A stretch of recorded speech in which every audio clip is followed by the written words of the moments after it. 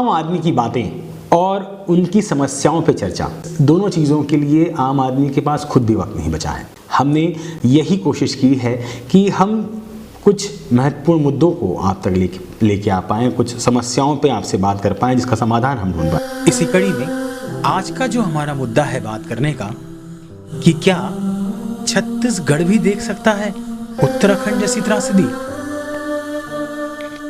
और इस विषय पे मेरे साथ बात करने के लिए आज गौतम बंदोपाध्याय जी। गौतम जी के बारे में आपको बता दूं कि गौतम जी पिछले 30 वर्षों से एक एनवायरमेंटल एक्टिविस्ट के रूप में काम कर रहे हैं और नदी घाटी मोर्चा एक एनजीओ है जिसके साथ गौतम जी काफ़ी वक्त से जुड़े हुए हैं। तो गौतम जी, सवाल सबसे पहले जो जहन में आता है कि उत्तराखंड में जो भी हमने देखा, सुना या पढ़ा, क्या वो एक प्राकृतिक आपदा थी या फिर विकास की कीमत? पूरी उत्तराखंड की जो ये घटना है, ये लोगों को विकास की व देश को विकास की कीमत चुकाना पड़ा। लेकिन जिस तरह से पावर प्रोजेक्ट बनते रहा, जिस तरह के सुरंग बनते रहा, जिस तरह के शहर बनते रहा, जिस तरह से वैज्ञानिक विकास को नकार कर बाजार भित्तिक विकास को लाया गया, उसी अनुसार नीति बनाया गया और उत्तराखंड राज्य होने के बाद जिस तेजी रफ्तार से पर्यावरण की नुकसान हुआ विकास के नाम पर, उसकी ये कीमत है। गौतम जी, उत्तराखंड से अगर हम छत्तीसगढ़ आ जाएं, अब छत्तीसगढ़ में जो बांध बनाए जा रहे हैं, यहाँ भी माइनिंग हो रही है, पावर प्लांट्स लग रहे हैं बड़े बड़े, तो आपको क्या लगता है कि वो कितना डैमेज कर रहे हैं छत्तीसगढ़ के एनवायरमेंट को? जब से छत्तीसगढ़ का फॉर्मेशन हुआ तब से अगर आप देखें, जे विकास के नाम पर जीडीपी बढ़ाने के नाम पर जो पर्यावरण के नुकसान हुआ और आने वाले पीढ़ी को जो नुकसान सहना पड़ेगा, उसका आंकड़े के अनुसार अगर आप देखना चाहेंगे तो छत्तीसगढ़ के 9 नदी, शिवनाथ, खारून, केलो, कोरकुट, हसदेव, महानदी, आरपा, ये जो सबरी, इंद्रावती, ये पूरे नदी किसी ना किसी रूप से आज औद्योगिक नियंत्रण में है। 2005 से अगर हम 12 तक के देखें तो कुल मिलाकर 70 उद्योग को 60,000 मेगावाट बिजली उत्पादन करने के लिए हमने एमओयू साइन किया। अगर उनके पानी अगर है तो 2600 मिलियन क्यूबिक मीटर पानी उसकी आवश्यकता पड़ेगा। बांध में केवल उपलब्धता जो है वो केवल 973 मिलियन क्यूबिक मीटर। ये जो 70 उद्योग की पानी 1667 मिलियन क्यूबिक मीटर के लिए आपने अनुबंध कर चुके हैं। अगर ये लग गया तो उतना पानी उपलब्ध नहीं है। नदियों में बांध बनाकर जो वाटर सप्लाई जो है वो पावर प्लांट्स को जो दिया जा रहा है, उसमें छत्तीसगढ़ राज्य की कृषि कितनी प्रभावित हो रही है? महानदी के जो 7 बैरेज बनाकर जांजगीर में जो 50,000 मेगावाट के लिए जो पानी दे रहे हैं, वो किसानों को पानी के बजाय ये उद्योग को पानी दिया जाएगा। प्रति वर्ष 20,000 एकड़ खेती जन भूमि गैर खेती उपयोग के लिए लग रहा है और दूसरी तरफ किसी उपयोग पानी को लेकर कम होते चले जा रहा है। उद्योग को पानी दे जाना और उद्योग के राखड़, अगर आप केवल कोरबा के आसपास देखेंगे, 6 उद्योग में पावर प्रोजेक्ट में 48,000 टन राखड़ उत्पन्न होता है। ये राखड़ डिपॉजिट कहाँ होगा? ये राखड़ रखेंगे कहाँ?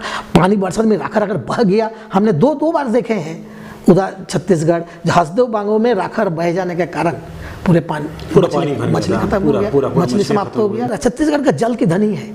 छत्तीसगढ़ में तालाब 37,350 तालाब। पिछले दिन रमन सिंह जी ने कहा 1 लाख तालाब उन्होंने और बनाया है, तो मान लीजिए कुल मिला के 1,00,000 1.5 लाख तालाब हो गया। तो 1.5 लाख तालाब, 45,000 नदी, 1500 मिलीमीटर पानी, ये तो धनी है। जिसके पास ये रहेगा वो तो विकास में लहलाया जाएगा। लेकिन हुआ ठीक उल्टा। नदी निजी कंपनी के पास, आपके तालाब कंपनी के पास। आपने जानता हो जांजगीर में रोगदा जलाशय जो सूखा के समय बना था 1967 में, 500 एकड़ जमीन को सिंचाई करता था, वो केस के कंपनी को दे दिया गया। एक इलीगल माइनिंग भी एक बहुत बड़ा विषय छत्तीसगढ़ का हमेशा से रहा है। दिल्ली, राजरा, चिरमिरी, कोरबा, इन सब के आसपास के इलाकों में भी अवैध माइनिंग वहाँ भी हो रही है। तो इन सब को कैसे रोका जाए और इस सब का क्या कितना बुरा इफेक्ट हो रहा है? रायगढ़ इलाका में नदी किनारे जहाँ कोयला मिलता है, लगातार पिछले 20-30 साल से ये सवाल उठा, थोड़ा से उठाए तो इलीगल माइन कोयला का है। अब बॉक्साइट्स का माइनिंग, आयरन ओर का भी वही चल रहा है। रेत खदान, मुरम खदान, नदी किनारे के पत्थर खदान, चाहे महानदी के किनारे हो, खरून के किनारे हो, अधिकांश छत्तीसगढ़ में नदी किनारे पत्थर है। रेती उठाना एक आम बात हो गया है। रेती की बात, छोटे छोटे उद्योग कोयला की से लेकर, सवाल है कि इस उद्योग को लेके एक वैज्ञानिक औद्योगिक दृष्टि कैसे विकसित कर सके और कैसे स्टेट स्पेसिफिक हो, राज्य स्पेसिफिक हो। एक बात और मैं गौतम ये जानना चाहूँगा कि छत्तीसगढ़ में ऐसे कौन से ऐसे इलाके हैं जो जिन्हें आप कहेंगे कि संवेदनशील हैं, जहाँ जनहानि होने की संभावनाएं ज़्यादा हैं? चिरमिरी इलाका, बालको कोरबा इलाका, वो रायगढ़ के कोयला उद्योग इलाका, और नदी के ये जो 6-7 नदी क्षेत्र में जिस तरह से दोहन हो रहा है वो इलाका, और अंत में ये कहूँ ये जो जंगल क्षेत्र में जो बड़ी तेजी से माइनिंग चल रहा है, इस इलाका भी उतना ही महत्वपूर्ण है। सरकार को ये तय कर लेना चाहिए, जब बहुत हो चुका है, आप किसी जमीन पे हाथ नहीं लगाया जाएगा। विकास के नाम पर किसी जमीन को रोकना पड़ेगा। और इन प्रक्रिया में शासन के पास प्रक्रिया है, केंद्र शासन व राज्य शासन के पास, इसमें बड़े पैसा भी है। कैंपा एक बड़ा प्रोजेक्ट है जिसके तहत कैंपा का पैसा आता है, लेकिन वो पैसा लगता नहीं है कि उसी जगह में वो हम लगातार छत्तीसगढ़ में भी पिछले 10 वर्षों में हम देख रहे हैं। तो इन सब चीज़ों को लेकर जब तक देखिए, जब तक पानी का काम वही कर पाएगा जिसका दिल में पानी हो, आँख में पानी हो, वही पानी का काम कर पाएगा। बहुत बहुत सही बात कही गौतम जी आपने, और मैं आपका धन्यवाद कहना चाहूँगा कि आप समय निकाल के हमारे स्टूडियो तक आए। इस चर्चा से एक बात तो साफ है, वो ये कि सरकार को अपनी योजनाओं और नियमों पे काम करना होगा। मेरे हाथ में माइनिंग डिपार्टमेंट का एनुअल रिपोर्ट है 2012-2013 का, जिसे हम प्रशासकीय प्रतिवेदन भी कहते हैं। इसके कुछ फिगर्स मैं आपके साथ शेयर करना चाहूँगा। वर्ष 2011-2012 में 1139 लाख टन कोयला उत्पादन किया गया है छत्तीसगढ़ में। ऐसे ही कुछ फिगर्स हमें लोहे में भी मिले हैं। आयरन और 2011-2012 में 304 लाख टन निकाला गया। वैसे ही टिन के भी कुछ आंकड़े इसमें दिख रहे हैं। ये जो आंकड़े मैं आपको बता रहा हूँ, ये एनुअल रिपोर्ट के दिए हुए आंकड़े, मतलब सरकार द्वारा घोषित किए आंकड़े हैं। अगर हम अवैध खनन पर नज़र डालें, अगर हम इन आंकड़ों में अवैध खनन को भी जोड़ लें, तो क्या हमारी ज़मीन में इतने मिनरल्स यहाँ पर हैं हमारे पास जितना हम ज़मीन से निकाल रहे हैं? ये सारे मुद्दे हैं जिन पे बहस होनी चाहिए, जिस पे चर्चा होनी चाहिए, जिस पे सरकार को सोचना होगा, बुद्धिजीवियों को सोचना होगा, इन्वायरमेंट से जो एक्टिविस्ट जुड़े हुए हैं गौतम जी जैसे, ऐसे लोगों को जोड़ना होगा, कुछ एनजीओस को सामने आना होगा, ताकि हम अपने आने वाले कल को एक अच्छा फ्यूचर दे पाएँ। जाते जाते मैं आपसे इतना ही कहना चाहूँगा कि इस कार्यक्रम का मकसद सिर्फ इतना है कि हम कुछ फैक्ट्स, कुछ फिगर्स के साथ अपनी बात आप तक पहुंचा पाएँ, समस्याओं पर चर्चा करें, उनके समाधान तक पहुंचने की कोशिश करें।